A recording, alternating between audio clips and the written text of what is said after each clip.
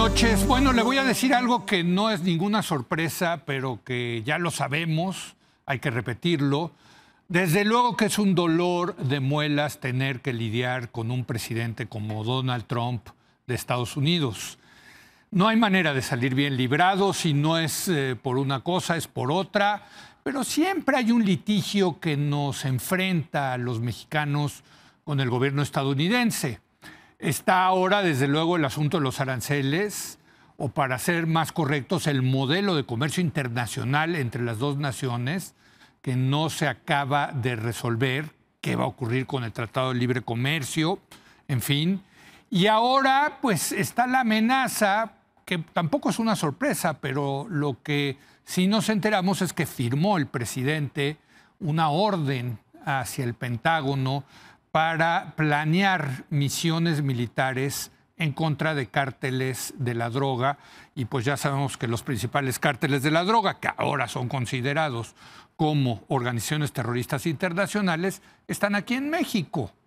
Bueno, ¿hay o no una amenaza de una posible invasión militar de Estados Unidos a México? En fin, para hablar de cómo ha sorteado este verano la presidenta Claudia Sheinbaum los embates de Trump respecto a los aranceles y respecto a todo este tema del combate al crimen organizado, saludo a los integrantes de la mesa de los miércoles. Lisa Sánchez. Lisa, ¿Cómo estás, Leo? Muy buenas noches a todas y todos. Feliz de estar estrenando foro por acá. Además, exacto, estamos estrenando, estaba nuevo, estamos en el remojón. Brillante. ¿Cómo estás, Fernanda Caso? Muy bien, muy buenas noches, Leo. Buenas noches. Un gusto estar por acá. Y Carlos Pérez Recart. Carlos, ¿cómo buenas estás? noches Muy buenas y noches. Felicidades por la nueva casa, desde luego. Es nuestra casa y la casa de la gente que nos visita a diario, por fortuna.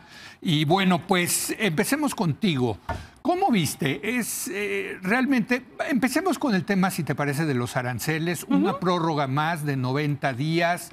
Es una buena noticia, pero también continúa la incertidumbre, ¿no?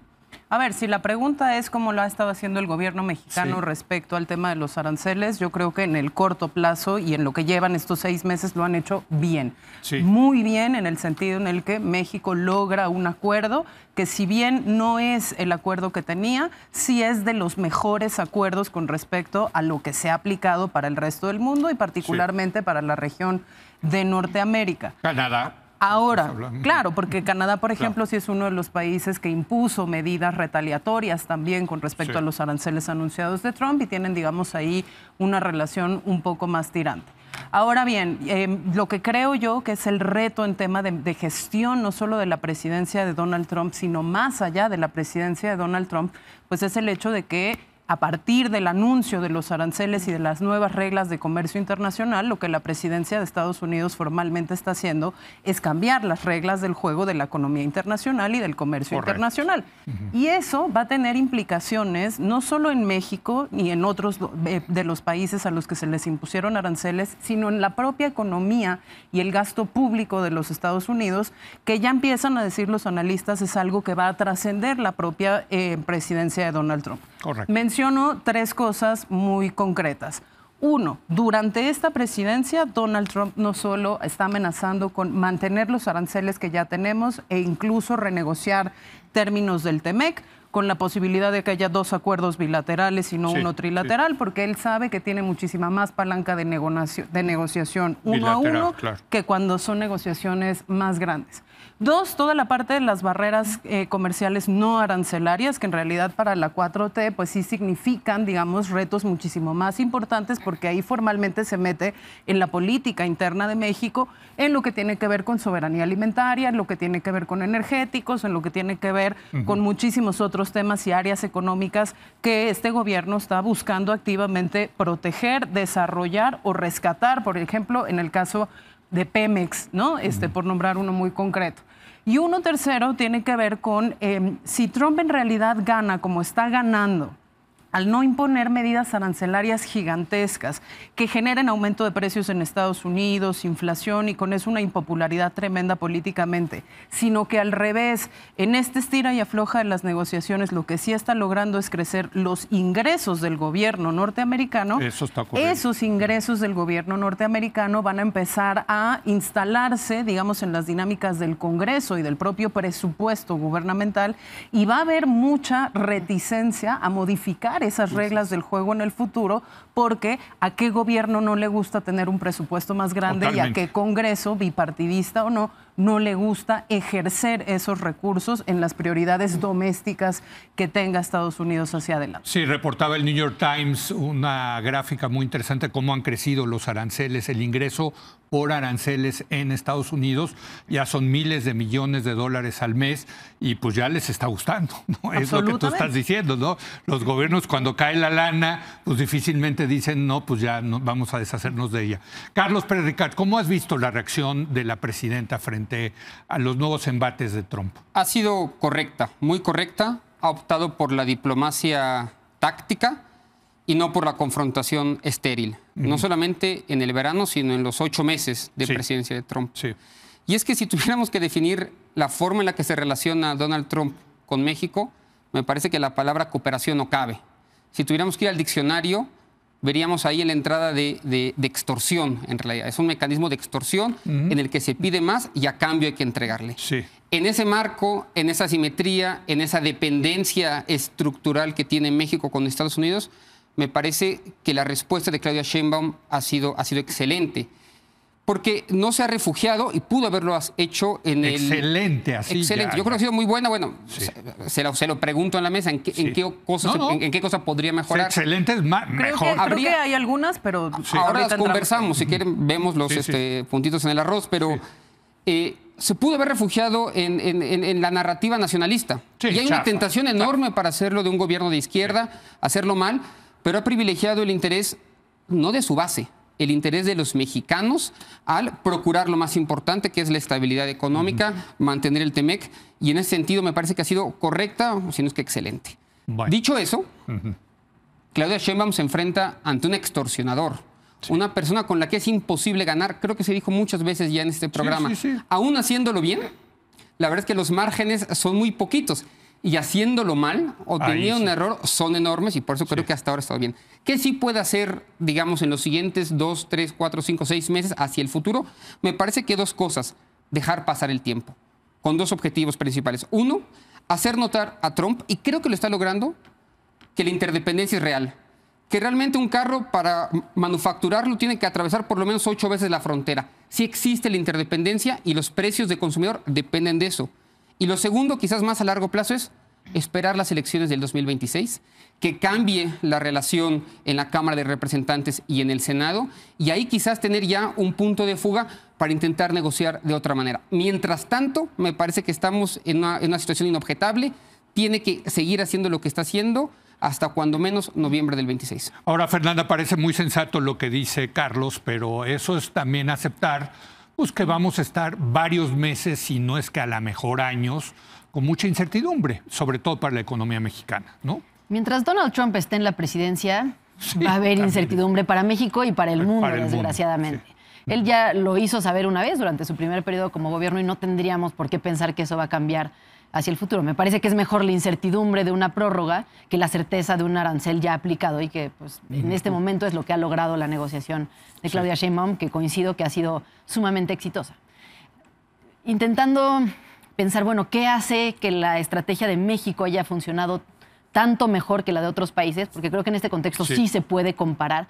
La relación México-Estados Unidos siempre ha sido complicada y es difícil saber si un presidente lo hace bien o lo hace mal. En este caso no. En este caso sí se puede evaluar porque tenemos casos muy claros, como mencionaba Lisa, pues el caso de Canadá, ¿no? Un país pero que tomó una... Hay los del otro lado, el Reino Unido ya llegó a un acuerdo con ellos. Un aliado histórico de Estados Unidos, no comparable. Bueno, por eso, o sea, sí hay otros que también... Hay otros que lo han hecho bien. Hay otros que también lo han hecho bien, pero me refiero, justo por eso se puede comparar, porque se está yendo contra el mundo entero y entonces hemos visto todas las estrategias de negociación todos los mecanismos, y el más cercano pues es Canadá, porque tenemos una relación similar, ¿no? Formamos parte del tratado comercial, el TEMEC, ambos somos proveedores de productos para Estados Unidos, es nuestro gran comprador, compartimos frontera, es decir, hay una serie de similitudes que pues hacen que sea comparable.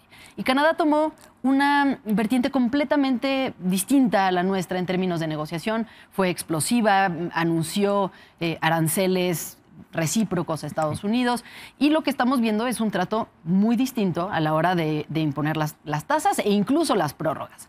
¿Qué hizo bien Claudia Sheinbaum? Yo identifico 3 elementos de inicio. En primer lugar, decidió que la negociación no se hiciera en la arena pública. No ha respondido a las provocaciones de Donald Trump. Muy importante. Por muy simple que pareciera, había una presión nacional importante para que lo hiciera. Había mucha gente que en México exigía que ella saliera a golpear a Donald Trump como lo habían hecho tantos otros países. Es decir, no era una decisión natural en el momento en el que ella lo tomó. Y creo que el tiempo ha demostrado que esa era la mejor forma, porque Trump no es una persona con la que se pueda dialogar o se pueda discutir así, ¿no? Y no se le va a ganar en la arena pública.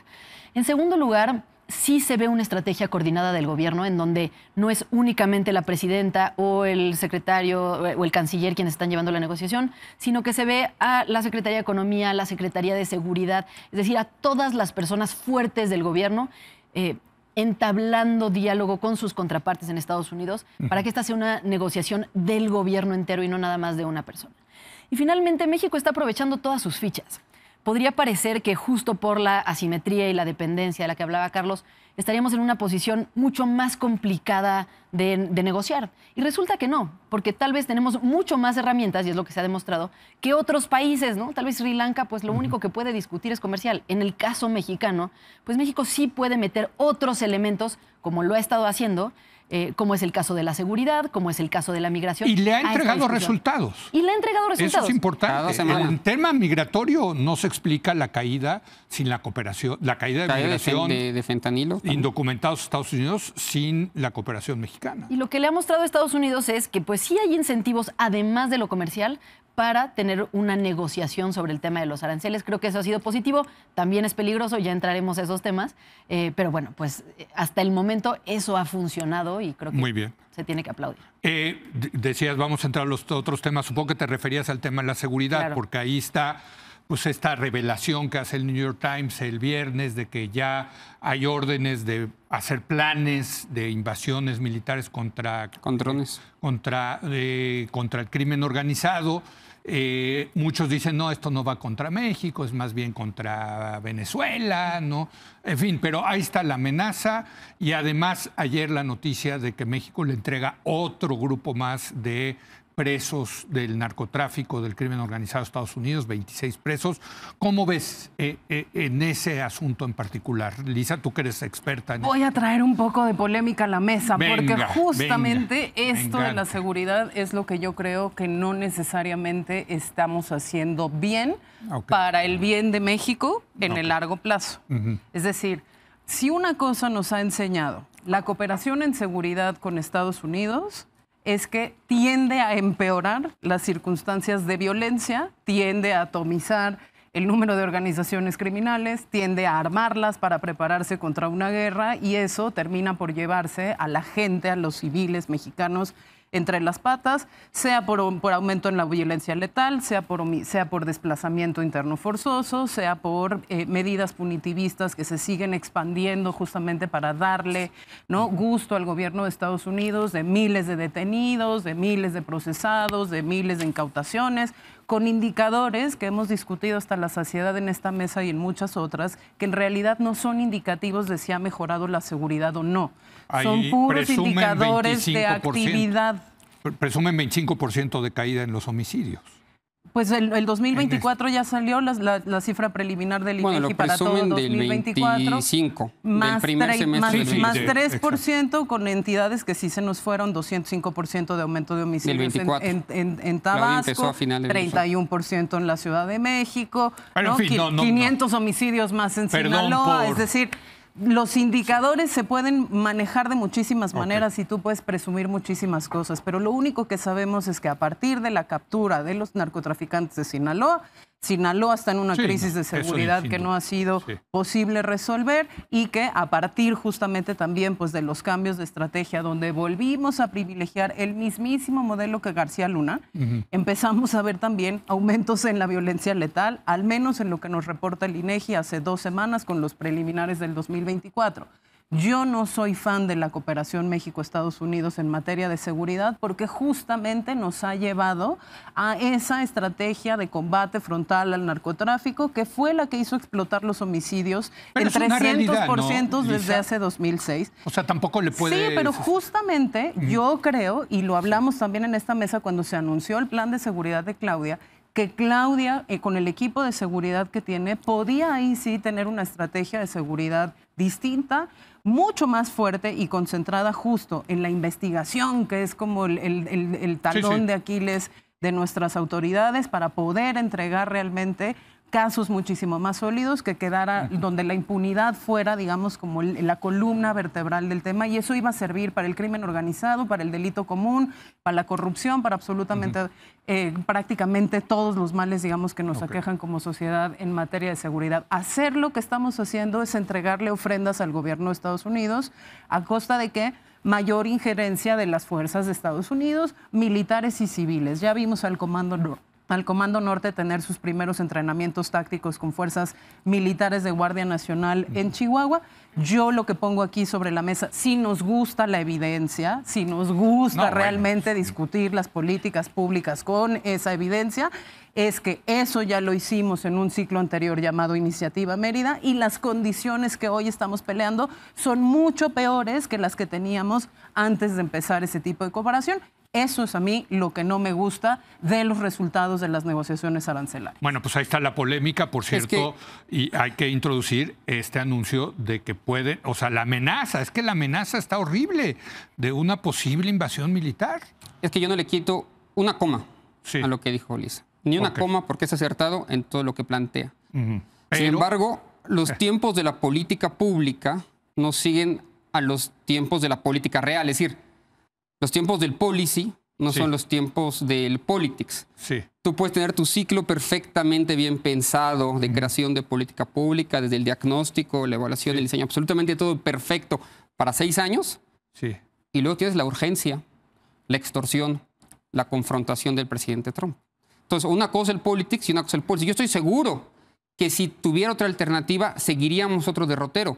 Lo cierto es que nos están exigiendo resultados reales mañana. Y lamentablemente, a veces lo urgente es más importante que lo muy importante. Te voy a dar una cosita rápida, porque estoy de acuerdo contigo, nada más. Creo que Claudia los primeros 3 meses de su gobierno le entregó exactamente las mismas métricas de los últimos 6 meses del gobierno anterior y eso había funcionado. Es decir, eso también lo puedes hacer, ¿no?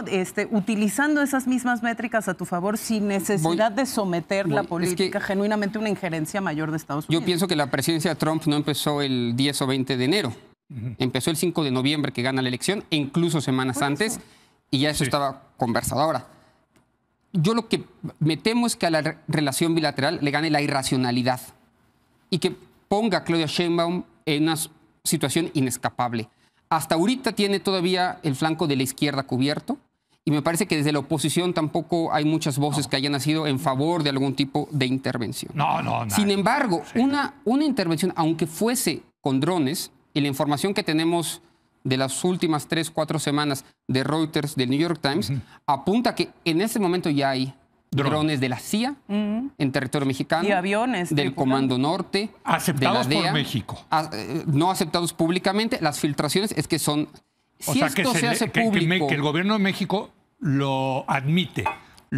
Que lo haya admitido públicamente. Si esto se hace evidente, y el presidente Trump en cualquier momento lo puede hacer evidente, lo puede hacer público, con fotografías, con videos, pone a la presidenta Sheinbaum en una situación muy complicada. Porque en este momento puede sortear, insisto, las presiones de la izquierda y las presiones de la derecha. Pero en cuanto haya evidencia real de operación, digamos solo de drones, ya no de miembros del ejército de Estados Unidos en México, realmente ahí la situación para Claudia Sheinbaum se le complica mucho. Tensar la liga demasiado por parte de Estados Unidos podría ser contraproducente porque ahorita están obteniendo las ofrendas. los extraditados que no son extraditados, que son realmente transferidos, los decomisos de droga, etcétera, etcétera, etcétera. En una situación en donde esto se haga evidente al público, entonces tuerce la retórica nacionalista de Claudia Sheinbaum y sí la pondría en aprietos. Y ahí sí, yo no sé las consecuencias que pueden ser tan lamentables como incapaces. Bueno, le habrán dicho a Trump, oiga, es que sí, ahí sí, si cruza esta línea se va a armar un merequetengue. No tengo la menor duda. No le importa, pero ahorita te digo. Tenemos desde noviembre del año pasado la revista Rolling Stone, lo comentamos, me parece, ya en esta mesa. Claro. La pregunta es no es cuándo, sino en qué medida vamos a invadir México, ¿no? ¿Qué tan suave o qué tan dura va a ser la invasión? Sí, claro. Y aquí me temo que conforme avance el termómetro electoral en Estados Unidos y la necesidad política de Donald Trump, nos vamos a ver nosotros más afectados. Es que sí somos un enemigo muy fácil en ese sentido, la verdad. O sea, yo decía, ¿sabrá esto Trump? Pues creo que Trump sí, aunque lo sepa, le vale un sorbete, ¿no? Pero bueno, tu opinión, Fer, con respecto a esto. Creo que son tres elementos. Por un lado, si Estados Unidos podría tan fácilmente enviar soldados a México, que creo que es distinto que los drones. Comandos, ¿no? Comandos, que sí es distinto porque el momento en el que involucran personas en un territorio extranjero. Jurídicamente y éticamente, ¿cuál sería la diferencia? No me parece tan evidente. Bueno, de entrada que una sí requeriría aprobación del Congreso, es decir, los propios mecanismos internos de Estados Unidos no son tan sencillos como para poner drones que no ponen en riesgo la vida de una persona. Incluso Estados Unidos, digamos, se debate desde hace años qué tanto tendrían que involucrarse en otros lugares. Donald Trump prometió en campaña que no iba a empezar una nueva guerra. Es decir, hay una serie de elementos de su política interna que lo limitan, me parece, más que lo podría limitar una consideración hacia la buena relación con el vecino del sur. Entonces, ese es todo un escenario que está de lado y hay que ver hasta qué punto se llegan a meter. Lo que me queda claro es que van a hacerlo con o sin la ayuda de México, en alguna medida, ya sea con drones, ya sea con agentes de inteligencia, ya sea, digamos, de manera más frontal, pero lo van a hacer. Yo creo que ya lo están. O ya lo están haciendo. Sí. Y ahí yo diciendo, no creo que Claudia Sheinbaum tenga mucho margen de maniobra para decir no coopero. Puede decidir hasta qué punto coopera, puede plantear las formas de la cooperación, que es, según entiendo, lo que está intentando hacer hasta ahora. La realidad es que no tenemos mucha información, ¿no? Lo que vemos son básicamente aquellas cosas que se filtran o aquellas cosas que ya son evidentes después de meses de negociaciones, seguramente, como el traslado de estos prisioneros a Estados Unidos. Pero la realidad es que no sabemos qué se está negociando, no sabemos qué está haciendo Estados Unidos en México, no sabemos qué está haciendo a cambio nuestro país. Entonces, lo que podemos ver es que sí hay un acuerdo de cooperación intenso y que, a mi parecer, es lo único que ahorita México puede hacer para intentar contener que haya algo peor. Por cierto, eso dice el embajador. El embajador de Estados Unidos en México dice, estamos muy bien en materia de cooperación, se están funcionando las cosas, en fin, ¿no? Esto, el hecho de que haya buena cooperación, históricamente tampoco ha limitado a que Estados Unidos de cualquier forma haga operaciones encubiertas y opere fuera del marco legal mexicano, ¿no? Estábamos dentro del marco de la Iniciativa Mérida cuando Estados Unidos decidió meter 2,000 armas mediante el operativo Rápido y Furioso a México sin avisarle formalmente o sin tener un acuerdo con México. Entonces, no creo que tampoco el hecho de que le estemos llevando muy bien los límites son sus intereses y su política local. Sin embargo, sí creo que hay otro rubro enorme en donde hay una responsabilidad muy grande por parte de este gobierno que no está asumiendo. Porque Estados Unidos no está presionando a México para que deje débiles a las fiscalías, por ejemplo. Y sin embargo, México sigue sin fortalecer a las fiscalías. Estados Unidos no está presionando a México para que nuestro sistema de inteligencia no se convierta en algo más profesional, que se protejan derechos humanos. Y sin embargo, México no lo está haciendo. Entonces, hay una parte en la que sí está bien, estamos teniendo que ceder en muchas cosas y eso puede ser una justificación, pero no hay absolutamente ninguna justificación para que no se estén atendiendo todos los otros pendientes que tenemos en materia de seguridad, que ya sabemos desde hace años que no vamos a lograr pacificar el país si no se hace por esa ruta y que México pues simplemente no lo está haciendo. Muy bien. Una intervención. Sí, claro. Es que es la debilidad de las fiscalías y de nuestro sistema de justicia lo que habilita su extorsión. Claro. Porque justamente esa debilidad permite o nos obliga a estar transfiriendo llevando gente a los Estados Unidos. Es decir, nuestra propia debilidad es lo que hace que ellos tengan ese tipo de simetría. Déjenme una última ronda, pero quiero poner sobre la mesa esto. En Israel se dice que si no existiera el enemigo externo, los árabes, los palestinos, los iraníes, en fin, entre ellos se harían trizas, porque es una sociedad tan distinta, con tantos grupos, que es imposible ponerlos de acuerdo. Traigo este ejemplo a la mesa por la presidenta y Morena. Si no existiera Trump, a lo mejor Claudia Sheinbaum tendría que estar gestionando a todos estos grupos y todos estos tiene facciones. Que con todo que exista Trump. Pero le ayuda, ese es mi punto, le ayuda a tener este enemigo extranjero, vamos a ponerlo así, es decir, oigan, ahorita, por favor, tranquilos, porque tenemos enfrente al factor naranja y tenemos que, y yo tengo que andarlo gestionando tranquilos por el momento. ¿Puede ser el caso o no? Híjole, a mí se me hace muy difícil irme por esa veta, porque cortinas de humo hay todos los días y con temas muchísimo más, digamos, sencillos, menores y cotidianos de lo que puede ser Trump. Yo creo que Trump es un problema real, al margen de que sirva narrativamente. No, es un problema real, como es un problema real los palestinos. Y es enorme, entonces incluso si se puede hacer medio uso político de ese conflicto, el conflicto es tanto más grande del beneficio de ese uso para la distracción. Pero si hay ese beneficio o no. O sea, piensa en un gobierno de Claudia si hubiera ganado Kamala, digamos. Es que yo creo que la política de Estados Unidos con respecto a México no sería muy disímil con un gobierno demócrata, porque nunca lo ha sido. En materia de migración, sí. En materia de migración. Pero al menos no habría estas amenazas de aranceles. Sí. En materia comercial a lo mejor no, pero yo creo que no tendríamos necesariamente, creo que la figura de Trump, por supuesto que es un riesgo mayor para el mundo en su conjunto, pero creo que México seguiría teniendo muchísimas presiones de agenda bilateral que tendría que resolver de muchísimas maneras. Sin duda. Ahora, eso que nos lleve a que lo estamos utilizando para no tener que gestionar a los Adanes Augusto del movimiento, pues no, porque eso también lo tiene que estar gestionando Claudia, porque eso también ha sido un problema político para Claudia, particularmente en este verano. No hubo una semana donde la presidenta no tuviera que salir. O sea, yo creo que le puede ayudar un mínimo, pero creo que genuinamente, ¿no? El hecho de que exista Trump requiere de una operación política muy grande, que pasa también por gestionar a esos liderazgos desobedientes de su movimiento y a esos liderazgos poco profesionales de su movimiento y a esos liderazgos autónomos de su movimiento, y que eso no necesariamente le ayuda. Lo único que yo estoy diciendo es que aunque exista ese beneficio, el beneficio me parece que es todavía, ¿no? O sea, muy por debajo de lo que significa el reto, y que en ese sentido tiene que, aunque no quiera o aunque desvíe medianamente la atención por unos días, gestionar todo lo demás también, porque eso le está impidiendo en muchas cosas, ¿no?, poder tener mejores cartas de negociación con Trump. Sí. A ver, una de las figuras que no ha salido particularmente brillando de todas estas negociaciones es Juan Ramón de la Fuente, ¿no? ¿Dónde está? ¿Dónde está el equipo de Cancillería de Juan Ramón de la Fuente? ¿Dónde está, por ejemplo, cuando México, teniendo 2 casos, ahora 1 nada más que le pervive en materia de control de armas? ¿Dónde está la Cancillería mexicana cuando sale Donald Trump a decir a partir de mañana se renuevan, ¿no?, otra vez todos los permisos de las armadoras de la frontera para la venta de armas semiautomáticas con menores controles y menores restricciones de... O sea, sí creo que aunque puedas utilizar la figura de Donald Trump, las broncas son grandotas. Tienes que gestionar lo político de este lado, y que no todas las figuras le están ayudando, y no alcanza solo tener ese enemigo común para unificar y sacar, digamos, de la atención y la tensión al movimiento y a los dirigentes políticos que operan en el gobierno. Yo solamente aclaro, desde luego que Trump es un factor real y quizá el más determinante para esta administración, ¿no? Sin duda. Sí.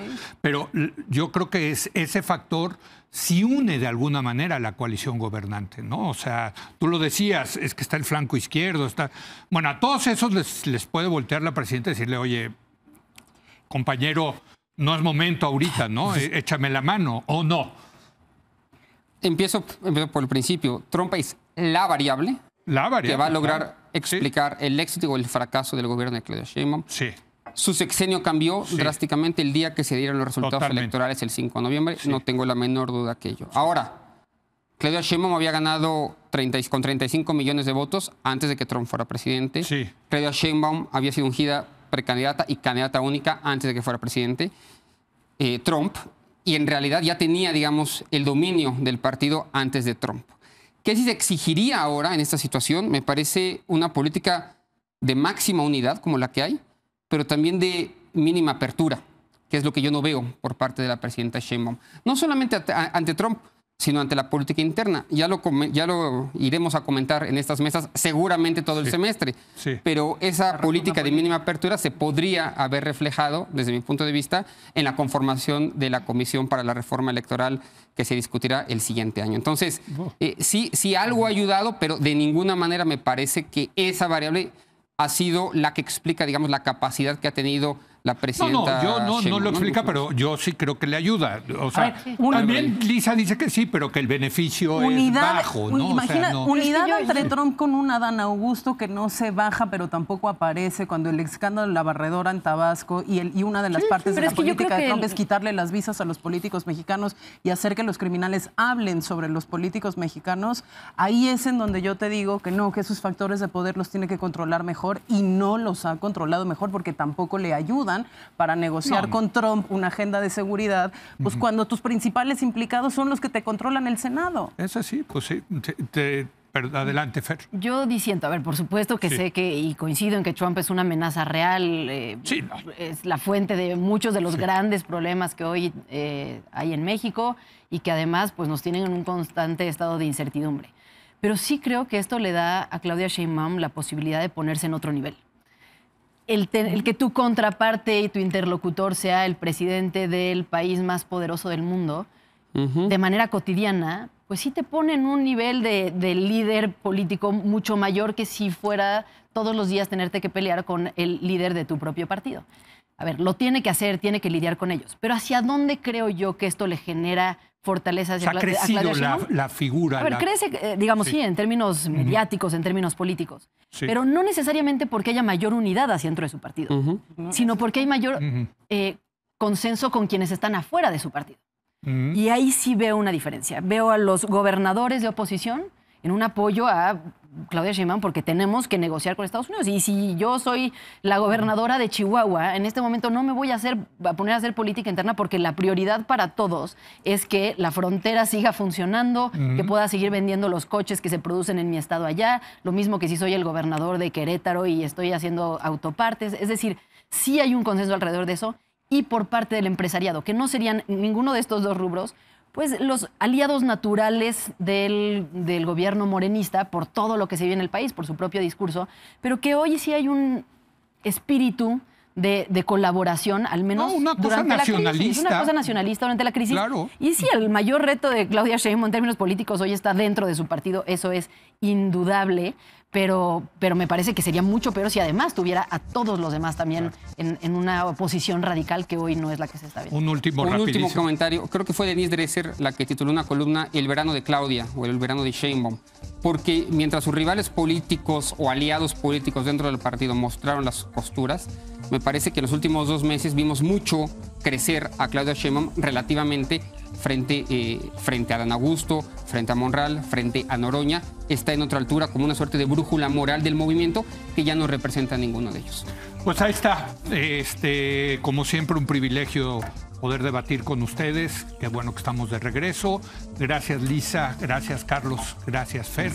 Y vamos a una breve pausa. Y mire, vamos a hablar de pobreza, de desigualdad. Hay 2 estudios importantes del INEGI, la ENIG y el estudio de pobreza que demuestran, y vamos a ver si es cierto, pues que la 4T sí tuvo resultados en esa materia. Regresamos con Gerardo Esquivel y Gonzalo Hernández Licona para analizar este tema.